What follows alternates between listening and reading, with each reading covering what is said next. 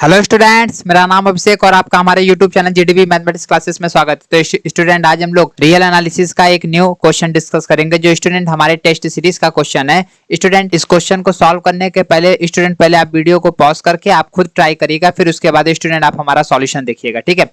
तो स्टूडेंट देखिए, हम लोग क्वेश्चन स्टार्ट करते हैं। Let a n be a positive sequence of real number such that sequence A N is defined by a n equal to 1 upon n plus 1 का factorial summation k equal to 1 to n k into k का factorial, then which of the following statement is are true. Student, पूरे क्वेश्चन को पढ़ने पर हमको ये पता चल रहा है कि ए एन जो स्टूडेंट वो हमारा एक पॉजिटिव सीक्वेंस है रियल नंबर का, और इस सीक्वेंस के एनथ टर्म को इस तरह से डिफाइन कर दिया गया। तो आप बताइए स्टूडेंट, सीक्वेंस ए एन के लिए नीचे चारों ऑप्शन में से कौन कौन सा ऑप्शन स्टूडेंट हमारा करेक्ट होगा।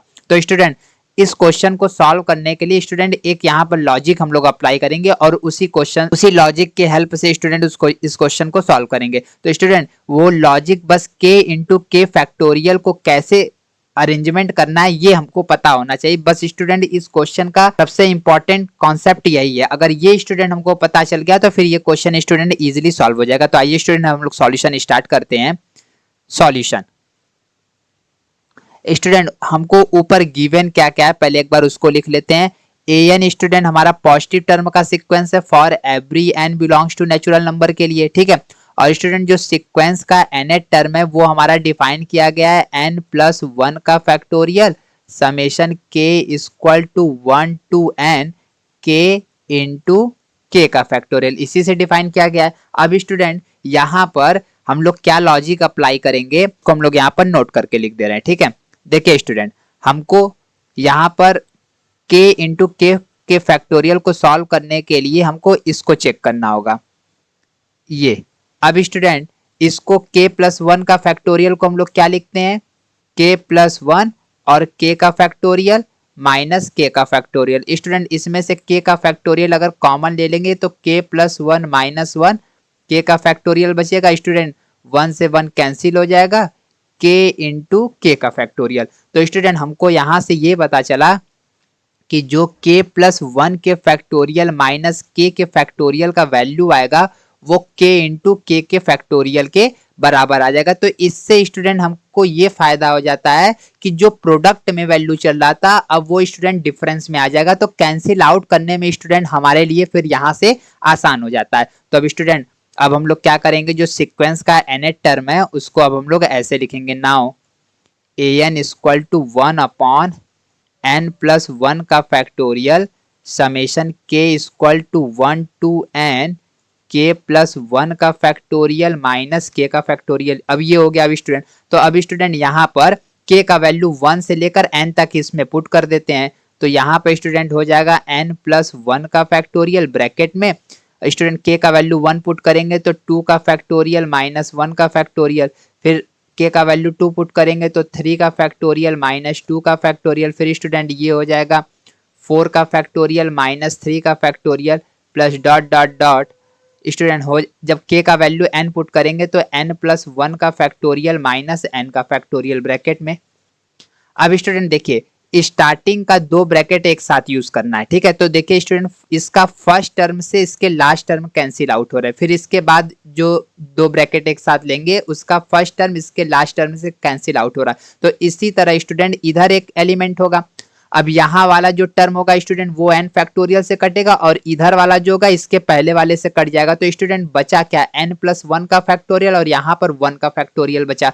तो स्टूडेंट, यहाँ पर अब हम लोग क्या करेंगे, an का जो वैल्यू है उसको लिख देते हैं n प्लस 1 का फैक्टोरियल, और स्टूडेंट n प्लस 1 का फैक्टोरियल प्लस में आ गया माइनस 1 का फैक्टोरियल, ठीक है। अब स्टूडेंट, जो ये वाला डिनोमिनेटर में n प्लस 1 का फैक्टोरियल है इससे इसको डिवाइड कर देते हैं। तो n प्लस 1 का factorial divided upon n plus 1 का फैक्टोरियल माइनस 1 का फैक्टोरियल स्टूडेंट 1 होता है, ठीक है। n प्लस 1 का फैक्टोरियल स्टूडेंट ये हमारा कैंसिल आउट होकर 1 हो जाएगा। तो यहाँ पर स्टूडेंट हमको पता चला 1 माइनस 1 अपॉन n प्लस 1 का फैक्टोरियल, ये स्टूडेंट जो सीक्वेंस का nth टर्म का फाइनल सॉल्यूशन स्टूडेंट किया गया। अब स्टूडेंट, ये हमको यहाँ पर nth टर्म हमको ये मिल गया। अब आइए स्टूडेंट, अब हम लोग ऑप्शन में चलते हैं। तो देखिए स्टूडेंट, पहले वाले ऑप्शन में बोला जा रहा है कि sequence A N is monotonic and bounded. तो अब स्टूडेंट, ये मोनोटोनिक और बाउंडेड हमको चेक करना है। तो अब स्टूडेंट देखिए, अब हम लोग क्या करेंगे, सबसे पहले यहाँ पर हम लोग लगा देते हैं limit, limit n tends to infinity पर ए एन का वैल्यू। तो स्टूडेंट इधर हो जाएगा limit n tends to infinity 1 minus 1 upon n plus 1 का फैक्टोरियल, ब्रैकेट में कर दीजिए। अब स्टूडेंट यहाँ पर लिमिट अप्लाई कर दीजिए, तो limit n tends to infinity, student 1 पर नहीं होगा तो 1 को बाहर ले लेते हैं, माइनस 1 अपॉन एन प्लस 1 का फैक्टोरियल। तो स्टूडेंट ये बन जाएगा 1 माइनस 1 अपॉन इन्फिनिटी, और 1 अपॉन इन्फिनिटी का वैल्यू स्टूडेंट क्या होता है, 0 होता है। तो ये हो जाएगा 1 माइनस 0 इक्वल टू 1। तो student limit n tends to infinity पर इसका वैल्यू क्या आ गया, ये 1 आ गया। अब स्टूडेंट अगर किसी सीक्वेंस के पास यूनिक लिमिट पॉइंट होते हैं तो वो सीक्वेंस हमारा क्या हो जाता है, कन्वर्जेंट हो जाता है, ये रिजल्ट करता है। If sequence A n has a unique limit point then sequence an is convergent। ठीक है, और दूसरा रिजल्ट स्टूडेंट ये कहता है every convergent sequence is bounded. Student जितने भी कन्वर्जेंट सीक्वेंस होते हैं वो हमारे बाउंडेड होते हैं। तो यहां से स्टूडेंट हमको ये पता चल गया कि जो हमारा सीक्वेंस एन है वो कन्वर्जेंट है और स्टूडेंट बाउंडेड है। अब स्टूडेंट मोनोटोन चेक करना है, तो यहां पर क्या लिखेंगे, फॉर मोनोटोन। मोनोटोन के लिए स्टूडेंट हमको क्या चेक करना रहता है, ए N plus 1 minus A n का वैल्यू ये ग्रेटर देन 0 आ रहा है कि लेस देन 0 आ रहा है। तो स्टूडेंट यहाँ पर आप देखिए कि जो ये वैल्यू दिया है ए एन का, अगर ये वैल्यू है तो इसी जगह कर दे रहे हैं देन। तो स्टूडेंट ए प्लस एन का वैल्यू क्या हो जाएगा, 1 माइनस 1 अपॉन एन प्लस 2 का फैक्टोरियल। अभी इसी को सॉल्व कर लेते हैं, तो स्टूडेंट यहाँ पे वैल्यू पुट कर देते हैं, 1 माइनस 1 अपॉन एन प्लस 2 का फैक्टोरियल, इसको ब्रैकेट में कर दीजिए, माइनस लगाकर student 1 minus 1 upon n plus 1 का फैक्टोरियल, इसको सॉल्व कर दीजिए, ब्रैकेट ओपन कर देते हैं, 1 माइनस 1 अपॉन एन प्लस 2 का factorial minus 1 plus 1 upon n plus 1 का factorial, plus 1 minus 1 cancel out हो जाएगा।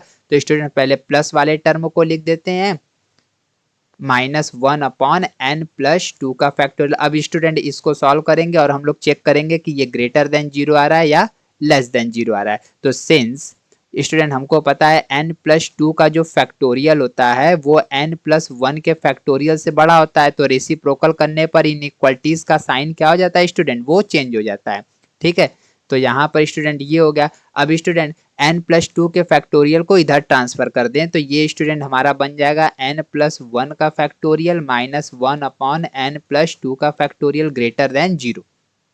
तो इसका मतलब स्टूडेंट यहाँ पर ये हो गया, इसको ब्रैकेट में कर देते हैं कि हमको ये पता चल गया A N plus 1 minus A N greater than 0 आ गया। तो this implies that A N plus 1 greater than A N. तो this implies that sequence A N is a monotonic sequence, monotonic sequence. तो स्टूडेंट हमको ये पता चला जो सीक्वेंस ए एन है वो हमारा मोनोटोनिक है और बाउंडेड है, ये पता चल गया। अब स्टूडेंट यहाँ पर sequence A N is monotonic and bounded. अगर स्टूडेंट कोई सीक्वेंस मोनोटोनिक और बाउंडेड होता है तो इंप्लाइज होता है कि sequence A N is convergent, ये हमको पता चल गया। और स्टूडेंट कहाँ पे कन्वर्ज कर रहा है, तो स्टूडेंट अभी हम लोग limit n tends to infinity पर वैल्यू निकालें, 1 पे कन्वर्ज कर रहा है। तो आइए स्टूडेंट अब हम लोग ऑप्शन में चलते हैं। देखिए पहला ऑप्शन स्टूडेंट ये कह रहा है कि sequence A N is monotonic and bounded, तो स्टूडेंट ए वाला ऑप्शन हमारा क्या हो जाएगा, ये करेक्ट हो जाएगा। ठीक है, तो स्टूडेंट बी वाले ऑप्शन में कहा जा रहा है sequence A N is Cauchy but not convergent. तो स्टूडेंट अभी हम लोगों ने प्रूफ किया कि सीक्वेंस जो है वो हमारा कन्वर्जेंट है, तो स्टूडेंट बी वाला ऑप्शन तो इसी तरह गलत हो जाएगा। अब स्टूडेंट सी वाले में कहा जा रहा है कि subsequence A6n and A6n plus 3 of sequence AN converges to 1 पे कन्वर्ज कर रहा है। तो स्टूडेंट देखिए यहाँ पे रिजल्ट क्या कहता है,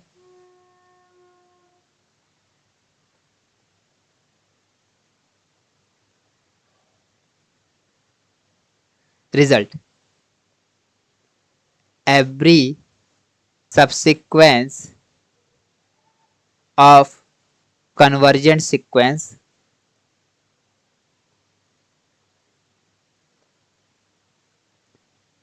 converges to the same limit point, same limit point. Student वो सेम लिमिट पॉइंट पर कन्वर्ज करेगा। तो इसका मतलब स्टूडेंट ये हो गया कि this implies that limit n tends to infinity पर a6n भी हमारा कहाँ कन्वर्ज करेगा, 1 पे कन्वर्ज करेगा। और student limit n tends to infinity पर a6n+3 भी स्टूडेंट हमारा कहाँ पे कन्वर्ज करेगा, ये 1 पर कन्वर्ज करेगा। तो इसका मतलब स्टूडेंट ये हो गया कि जो ऑप्शन सी यहाँ पर दिया गया है ये बिल्कुल करेक्ट दिया गया। तो स्टूडेंट सी वाला भी ऑप्शन हमारा क्या है, करेक्ट है। डी वाले में कहा जा रहा है कि limit n tends to infinity पर an का वैल्यू 1/k होगा। तो स्टूडेंट अभी हम लोगों ने प्रूफ किया इसका वैल्यू 1 आएगा। तो डी वाला स्टूडेंट ऑप्शन हमारा गलत हो जाएगा। तो स्टूडेंट इस क्वेश्चन का ऑप्शन ए और सी हमारा क्या है, ये करेक्ट आंसर है। तो अगर स्टूडेंट आपको हमारे वीडियो का सॉल्यूशन अच्छा लगा तो प्लीज आप अपने दोस्तों को शेयर करिएगा। अगर स्टूडेंट आप हमारे टेलीग्राम चैनल से ज्वाइन होना चाहते हैं तो चैनल के डिस्क्रिप्शन में हमने लिंक दे दिया, आप वहां से ज्वाइन हो सकते हैं। Thank you student for watching my video.